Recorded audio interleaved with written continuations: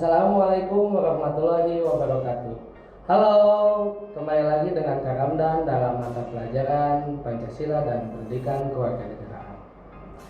Oke, untuk pertemuan kali ini kita akan membahas mengenai ideologi terbuka dan ideologi tertutup dalam materi Pancasila sebagai ideologi terbuka.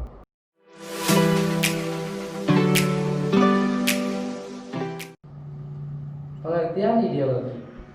Ideologi merupakan gabungan dari dua kata, yaitu idea dan logos. Idea berarti gagasan atau konsep atau pengertian dasar dan cita-cita. Sedangkan logos berarti ilmu dan pengetahuan. Jadi, ideologi dapat diartikan sebagai ilmu pengetahuan tentang ide-ide atau ajaran tentang pengertian-pengertian dasar. Pengertian dari ideologi ini juga dimaknai berbeda-beda oleh beberapa ahli, diantaranya seperti Karl Marx mendefinisikan ideologi sebagai pandangan hidup yang dikembangkan berdasarkan kepentingan golongan atau kelas sosial tertentu dalam bidang politik atau sosial ekonomi. Sedangkan menurut Carl Friedrich mendefinisikan ideologi sebagai suatu sistem pemikiran yang dikaitkan dengan tindakan. Sedangkan Cicero menyatakan bahwa ideologi adalah sekumpulan gagasan yang secara logis berkaitan dengan dan mengidentifikasikan nilai-nilai yang memberi keabsahan bagi institusi politik dan pelakunya. Adapun ideologi itu bisa dibagi menjadi dua. Ada ideologi terbuka dan ideologi tertutup. Karena dalam penafsiran ada pengelompokan yang menjadi dua macam watak ideologi yang tadi Bapak sebutkan, bahwasanya ideologi tertutup dan ideologi terbuka. Dari kedua ideologi tersebut dapat dipahami dengan mudah dengan melihat pengertian, ciri-cirinya, itu kita akan bisa membedakan antara ideologi terbuka dan ideologi tertutup.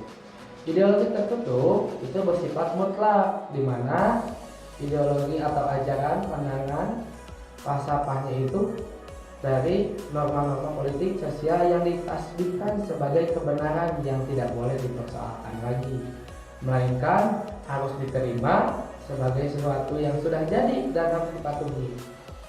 Nah, adapun ciri-ciri ideologi tertutup yaitu satu, bukan merupakan cita-cita yang sudah hidup dalam masyarakat, melainkan cita-cita sebuah kelompok yang digunakan sebagai dasar untuk mengubah masyarakat.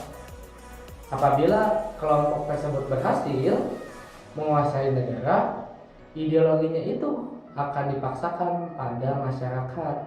Nilai-nilai, norma, dan berbagai segi kehidupan masyarakat akan diubah sesuai dengan ideologi tersebut. Lalu yang kedua, bersifat totaliter, artinya mencakup mengurusi semua bidang kehidupan masyarakat. Karena itu, ideologi tertutup ini cenderung cepat-cepat berusaha menguasai bidang informasi dan pendidikan, sebab kedua bidang tersebut merupakan sarana efektif untuk mempengaruhi perilaku masyarakat. Lalu yang ketiga, pluralisme, pandangan kebudayaan ditiadakan, hak asasi tidak dihormati, menuntut masyarakat untuk memiliki kesetiaan total dan kesediaan untuk berkorban bagi ideologi tersebut. Lalu yang keempat, ada isi dari ideologi tersebut juga tidak hanya nilai-nilai dan cita-cita, tetapi tuntutan-tuntutan konkret dan operasional yang keras, mutlak, dan total. Nah, berbeda dengan ideologi terbuka. Ideologi terbuka adalah ideologi yang tidak dimutlakan.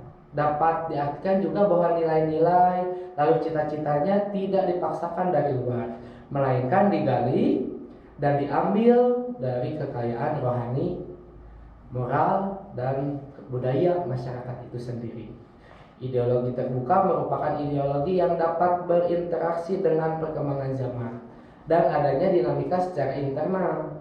Adapun ciri-ciri ideologi terbuka adalah yang pertama, merupakan kekayaan rohani dan budaya masyarakat atau falsafah.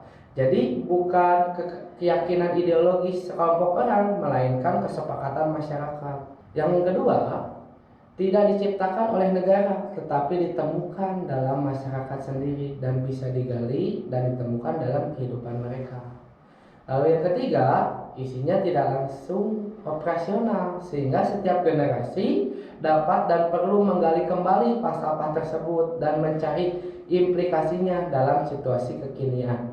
Lalu yang keempat, kebebasan dan tanggung jawab ada di tangan rakyat, di mana masyarakat berusaha hidup bertanggung jawab sesuai dengan falsafah itu.